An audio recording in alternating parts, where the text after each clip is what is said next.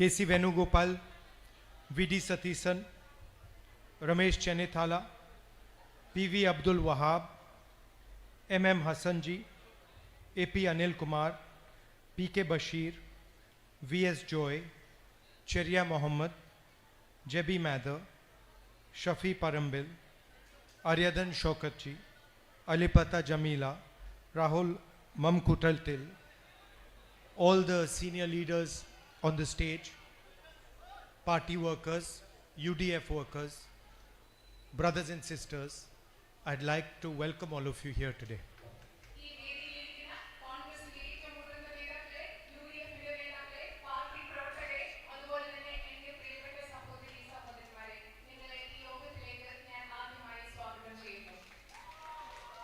I'd like to start by thanking every single person in Wayanad who supported me.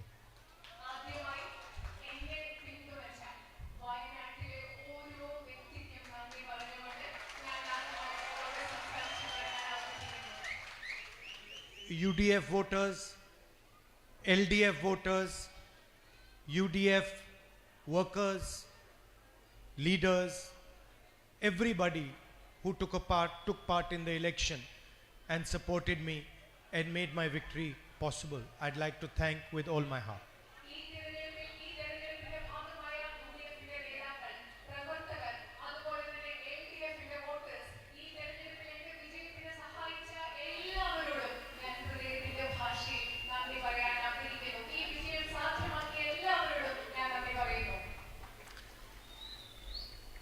Many years ago, when I was a little boy, my grandmother and my mother took me to a Kathakali performance.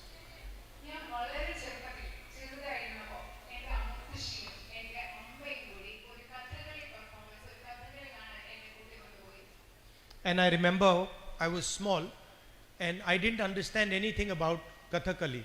So it was maybe 2 hours long and I wanted to leave the room.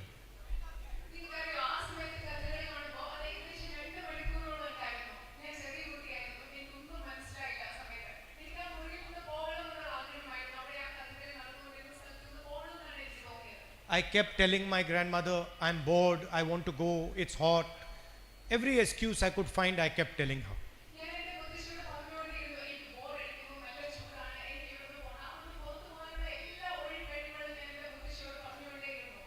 Then last year, after many, many years, I saw another Kathakali performance.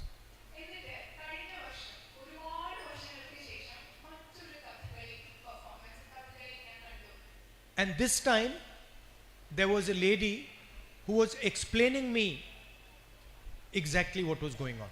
ഈ പ്രാവശ്യം അവിടെ ഒരു സ്ത്രീ ഉണ്ടായിരുന്നു. അവർ ഈ കഥകളി നടന്നുകൊണ്ടിരിക്കുമ്പോൾ എന്താണ് അവിടെ നടന്നുകൊണ്ടിരിക്കുന്നത് എന്ന് എനിക്ക് കൃത്യമായി പറഞ്ഞു തന്ന ഒരാൾ അവിടെ ഉണ്ടായിരുന്നു. And it was 3 hours long. The performance was 3 hours long. It was very hot, but I didn't realize that 3 hours passed. I didn't feel the heat. I was just looking at the performance.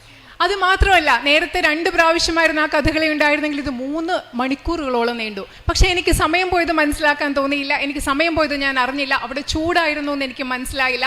കാരണം അത്ര മനോഹരമായിട്ടാണ് അത് പോയത്, ആ Kathakali performance നടന്നത്. And when I walked out of the performance last year, I was thinking to myself, how strange that when I was small, the same exact performance, I was bored, I was not interested, I was feeling hot. And now, somebody has explained it to me, and I'm not feeling hot. It is hotter now than it was then, but I'm not feeling hot. And 3 hours have passed as if it's 1 minute.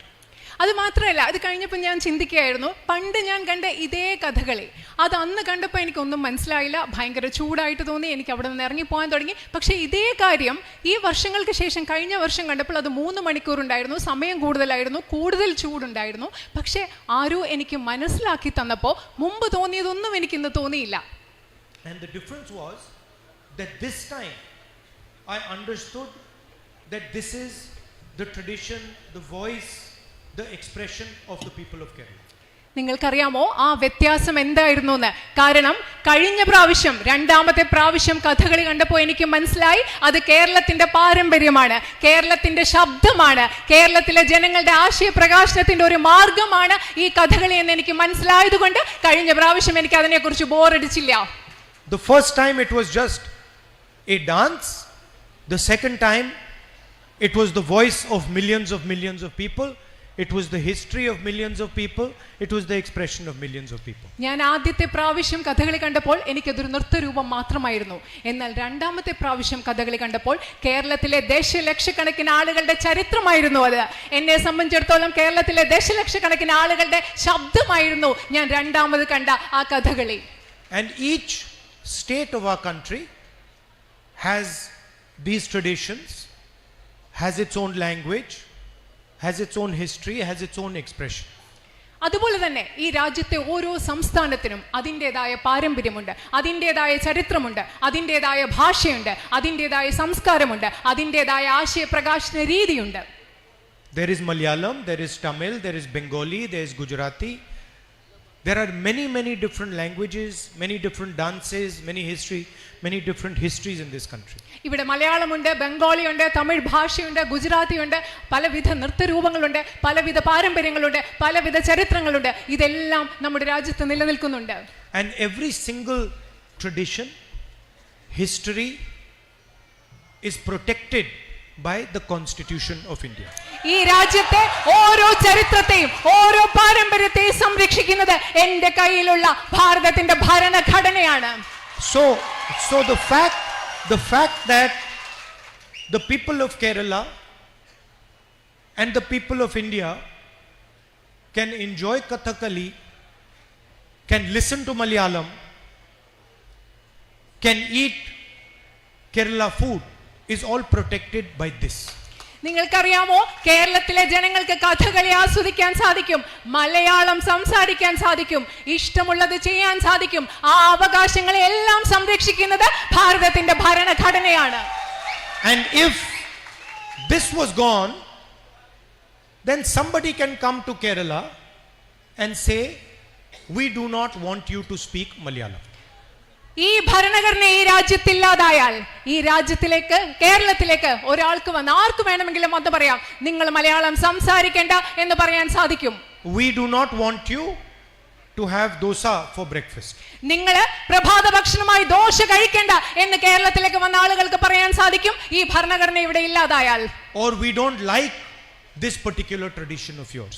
നിങ്ങളുടെ ഒരു പ്രത്യേക പാരമ്പര്യം ഞങ്ങൾക്ക് ഇഷ്ടമല്ല എന്ന് ആർക്കെങ്കിലും കേരളത്തിൽ വന്ന് പറയാൻ സാധിക്കും ഈ ഭരണഘടന ഇവിടെ ഇല്ലാതായാൽ. And the fight in this election was about the Constitution. ഈ തെരഞ്ഞെടുപ്പിൽ നടന്ന പോരാട്ടം എന്ന് പറയുന്നത് ഈ ഭരണഘടനയെ കുറിച്ചുള്ള പോരാട്ടമാണ് ഈ തെരഞ്ഞെടുപ്പിൽ ഇവിടെ നടന്നത്. And it was on one side millions of Indian people saying that we want our tradition, we believe in our language, we believe in our culture, we believe in our history, and we will define our future. ഒരു ഭാഗത്ത് ഈ പോരാട്ടത്തിൽ ഒരു ഭാഗത്തുള്ള ആളുകൾ പറഞ്ഞത് എന്താണ്? ഞങ്ങൾക്ക് ഞങ്ങളുടെ പാരമ്പര്യം വേണം, ഞങ്ങൾക്ക് ഞങ്ങളുടെ ചരിത്രം വേണം, ഞങ്ങൾക്ക് ഞങ്ങളുടെ ഭാഷ വേണം, ഞങ്ങളുടെ സംസ്കാരം വേണം, ഞങ്ങളുടെ ഭാവി എന്തെന്ന് ഞങ്ങൾ തീരുമാനിക്കും, ഞങ്ങൾ അതിനെ നിർവചിക്കും എന്ന് പറഞ്ഞ ഒരു കൂട്ടം ആളുകളാണ് ഈ തെരഞ്ഞെടുപ്പിൽ ഒരു ഭാഗത്ത് നിന്ന് പോരാട്ടം നടത്തിയത്. And on the other side, the Prime Minister and Mr. Amit Shah, who said no. If we want the people of Kerala to speak Hindi, then the people of Kerala will speak Hindi. If we want the Tamils not to speak Tamil, then the people of Tamil Nadu will not speak Tamil. നിങ്ങൾക്കറിയാമോ, മറുവശത്ത് ഈ പോരാട്ടത്തിന്റെ മറുവശത്ത് ആരാണ് ഉണ്ടായിരുന്നത്? പ്രധാനമന്ത്രിയും അമിത്ഷായും. അവരെന്താണ് പറഞ്ഞത്? കേരളത്തിലെ ജനങ്ങൾ ഹിന്ദി സംസാരിക്കണമെന്ന് ഞങ്ങൾ പറയുകയാണെങ്കിൽ അവർ ഹിന്ദി സംസാരിക്കും. തമിഴ്നാട്ടിലെ ജനങ്ങൾ തമിഴ് സംസാരിക്കേണ്ട എന്ന് ഞങ്ങൾ പറയുകയാണെങ്കിൽ അവർ തമിഴ് സംസാരിക്കില്ല എന്ന് പറഞ്ഞ പ്രധാനമന്ത്രിയും അമിത്ഷായുമാണ് ഈ പോരാട്ടത്തിന്റെ മറുഭാഗത്തുണ്ടായിരുന്നത്. If we want Onam to be celebrated, then only Onam will be celebrated. ഞങ്ങൾ ഇവിടെ ഓണം ആഘോഷിക്കണമെന്ന് ഞങ്ങൾ ആഗ്രഹിക്കുന്നെങ്കിൽ മാത്രമാണ് മലയാളി ഓണം ആഘോഷിക്കാൻ പോവുക എന്നാണ് പ്രധാനമന്ത്രി And we will decide whether Kathakali is danced in Kerala or some other dance. കേരളത്തിൽ കഥകളി എന്ന നൃത്തരൂപം വേണോ എന്ന് ഞങ്ങൾ തീരുമാനിക്കും, അതോ മറ്റേതെങ്കിലും രൂപം വേണോ എന്ന് ഞങ്ങൾ തീരുമാനിക്കും എന്നാണ് അവർ ചിന്തിച്ചതും പറഞ്ഞതും.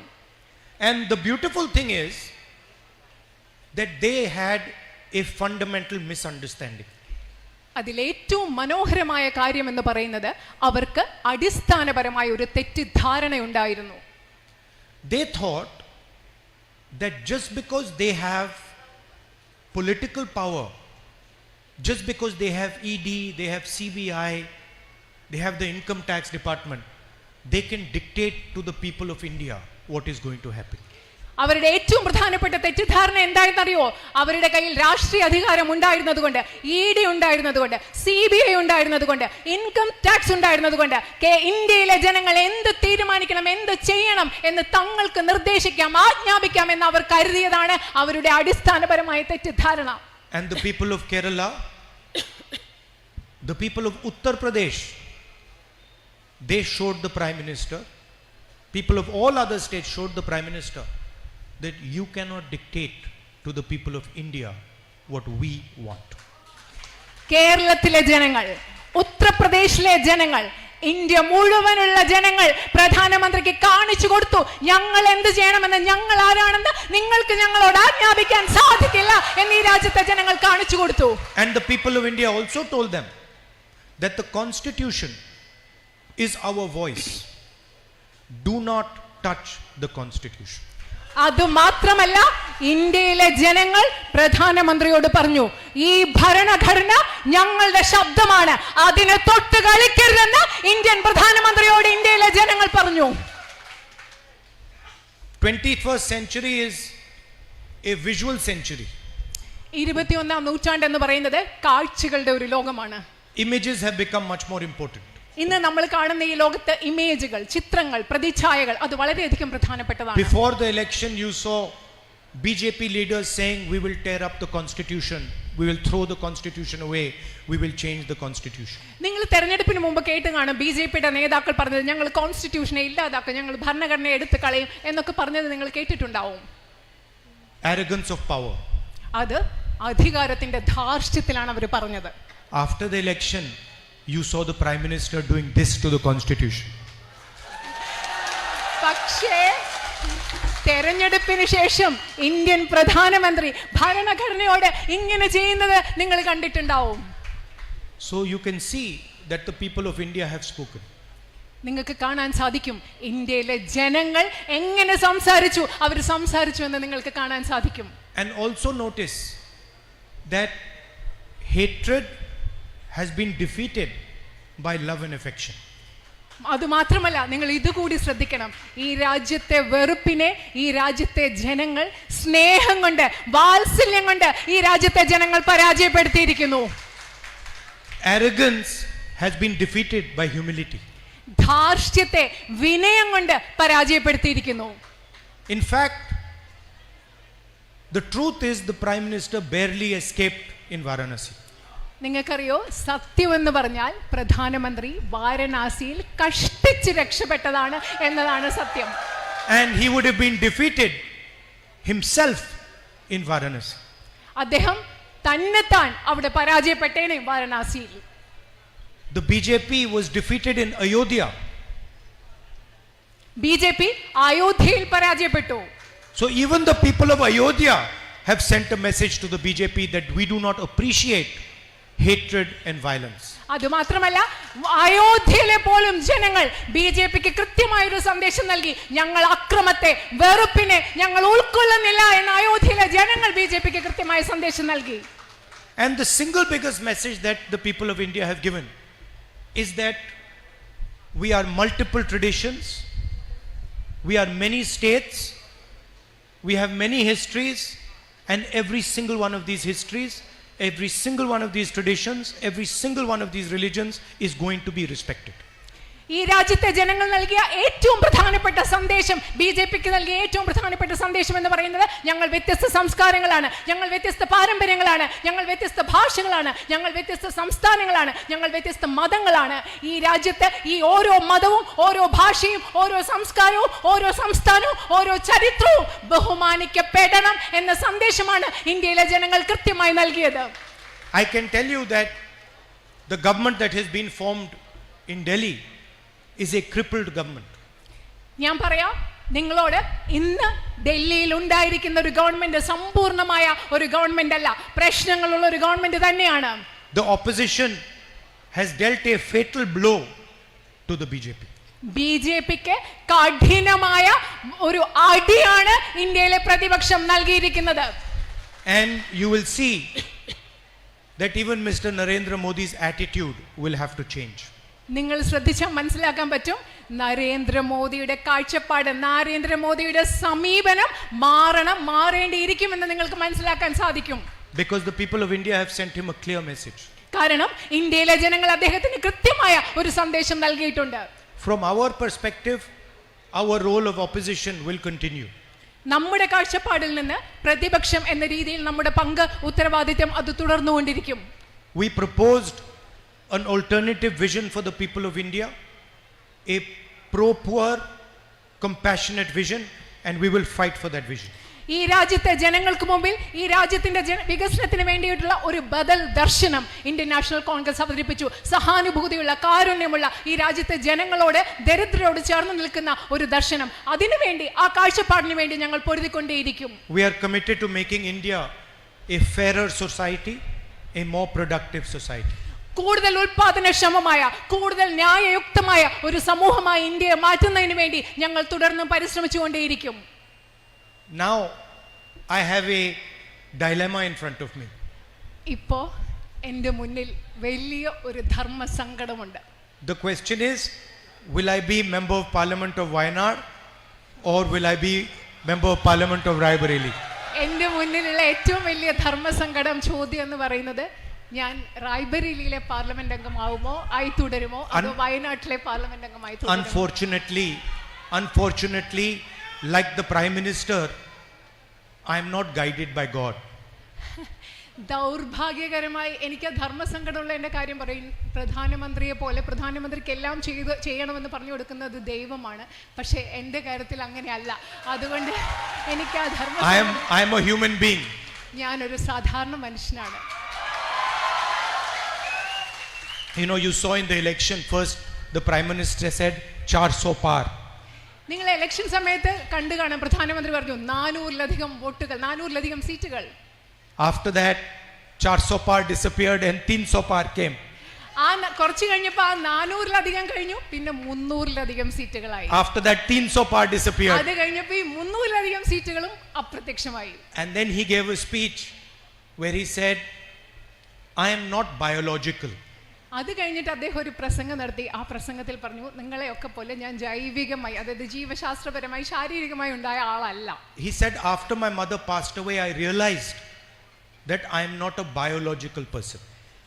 എൻ്റെ അമ്മ മരിച്ചതിന് ശേഷമാണ് എനിക്ക് മനസ്സിലായത് ഞാൻ നിങ്ങളെയൊക്കെ പോലെ ശാരീരികമായി, അതായത് ജീവശാസ്ത്രപരമായി ഉണ്ടായ ഒരാളല്ല എന്ന് എനിക്ക് മനസ്സിലായതെന്നാണ് നരേന്ദ്രമോദി പറഞ്ഞത്. I don't take any decision. ഞാൻ ഒരു തീരുമാനവും എടുക്കില്ല. I have been put on this earth by Paramatma and he takes all the decisions. എന്നെ ഈ ഭൂമിയിലേക്ക് വിട്ടത്, ഒന്നാമത് ഞാൻ ജീവശാസ്ത്രപരമായി ഉണ്ടായ ആളല്ല, എന്നെ ഈ ഭൂമിയിലേക്ക് വിട്ടത് പരമാത്മാവാണ്. എൻ്റെ എല്ലാ തീരുമാനങ്ങളും എടുക്കുന്നത് അദ്ദേഹമാണ്. ഇതാണ് നരേന്ദ്രമോദി പറഞ്ഞത്. Modiji has a strange Paramatma. Modiji പറയുന്ന ഒരു വിചിത്രമായ പരമാത്മാവാണ് മോദിജി പറഞ്ഞുകൊണ്ടിരിക്കുന്ന His Paramatma makes him take all the decisions in favor of Adani and Ambani. ഈ പരമാത്മാവ് എന്താണ് ചെയ്യുന്നത്? അദ്ദേഹത്തെ കൊണ്ട് എല്ലാ തീരുമാനങ്ങളും അദാനി അംബാനിയുടെ പേരിലാണല്ലോ ഈ പരമാത്മാവ് എടുപ്പിക്കുന്നത്. Paramatma tells him, Narendra Modi ji, this morning you are going to give Bombay airport to Adani.